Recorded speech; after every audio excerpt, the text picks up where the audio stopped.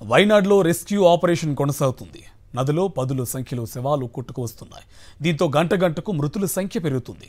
ఇప్పటి వరకు 150కి పైగా మృతదేహాలను వెలికితీశారు అధికారులు. శిథిలాల కింద చిక్కుకున్న వారి కోసం ఆర్మీ, ఎన్డీఆర్ఎఫ్, స్థానిక యంత్రాంగం గాలిస్తుంది. టీ గార్డెన్స్లో పనిచేస్తున్న దాదాపు 600 మంది కార్మికులు గల్లంతయ్యారు. వారి కోసం గాలిస్తున్నారు. చోరల్మలలో వంతెన కొట్టుకుపోవడంతో సహాయక చర్యలకు ఆటంకం కలుగుతుంది.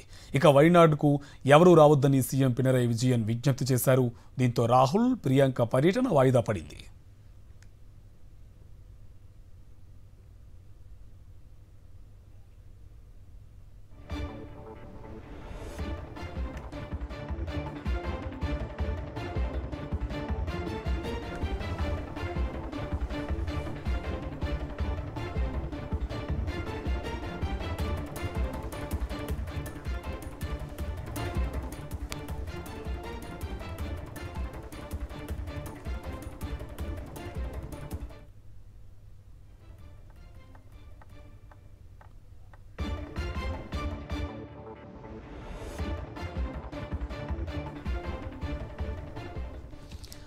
వైనాడ్లో రెస్క్యూ ఆపరేషన్ కొనసాగుతుంది. నదిలో పదుల సంఖ్యలో శవాలు కొట్టుకొస్తున్నాయి. దీంతో గంట గంటకు మృతుల సంఖ్య పెరుగుతుంది.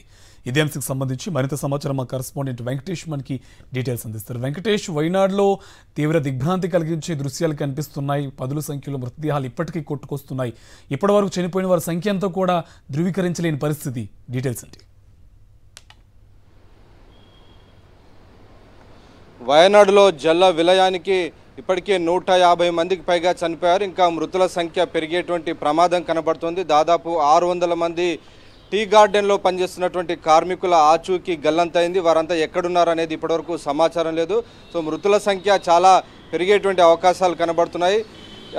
అర్ధరాత్రి అకస్మాత్తుగా కొండ చర్యలు విరిగిపడడంతో ప్రధానంగా 2 గ్రామాలు, ఒకటి ముండకై, రెండోది చురుల్మల, ఈ 2 గ్రామాలన్నీ కూడా పూర్తిగా తుడిచిపెట్టుకుపోయాయి. చురుల్మల అయితే సగానికి సగం పూర్తిగా వర్షం నీరులో పూర్తిగా కొట్టుకుపోయినటువంటి పరిస్థితి. అలాగే ఇటు ముండకై కూడా అదే రకమైనటువంటి పరిస్థితి ఉంది. సో అర్ధరాత్రి అకస్మాత్తుగా బురద రావడంతో నిద్రలో ఉన్నటువంటి వారు అట్లాగే సజీవ సమాధి అయిపోయి పూర్తిగా వరదల్లో నీటిలో కొట్టుకుపోయినటువంటి పరిస్థితి. సో ఈ నేపథ్యంలో మృతుల సంఖ్య చాలా గణనీయంగా పెరిగేటువంటి ప్రమాదాలు కనబడుతున్నాయి.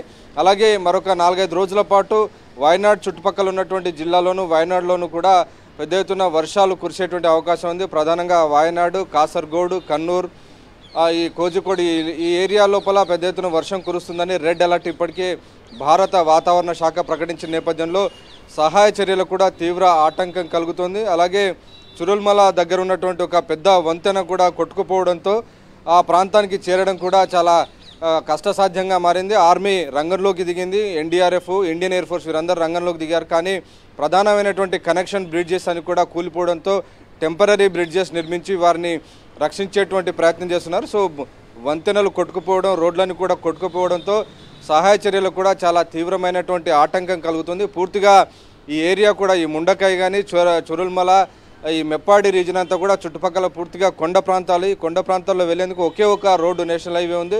సో ఈ నేపథ్యంలో అక్కడికి సహాయ చర్యలు కూడా రీచ్ కావడానికి చాలా సమస్యలు ఎదురవుతున్నటువంటి పరిస్థితి. సో ఈ సవాళ్ల మధ్య ఇండియన్ ఆర్మీ అక్కడ సహాయ చర్యలు చేపట్టేందుకు ప్రయత్నం చేస్తుంది. ఇప్పటివరకు దాదాపు 400 మందిని రక్షించినట్టు తెలుస్తుంది. అలాగే గల్లంతైన వారికి ఆచూకీ కోసం ఇంకా వెతుకులాట కొనసాగుతున్నటువంటి పరిస్థితి. ఈ నేపథ్యంలో ఈ ప్రాంతంలో ఇప్పటికే ఇప్పుడు ఎవరు కూడా రావద్దని కూడా కేరళ సీఎం పినరయి విజయన్ అభ్యర్థించారు. దాంతో ఇటు రాహుల్ గాంధీ, ప్రియాంక గాంధీ పర్యటన కూడా వాయిదా పడినటువంటి పరిస్థితి.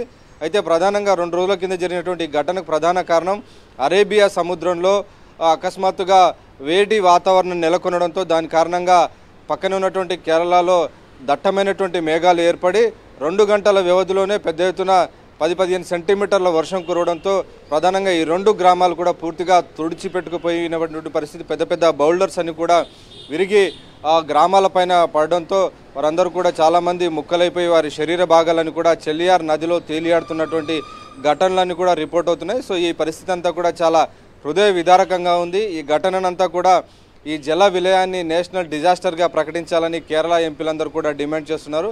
సో మొత్తానికి కేంద్ర ప్రభుత్వం ఇప్పటికే రాష్ట్ర ప్రభుత్వంతో కలిసి అక్కడ ఉన్నటువంటి బాధితులందరినీ కూడా ఆదుకునేటువంటి ప్రయత్నాలు కొనసాగిస్తోంది. Right, thank you Venkatesh.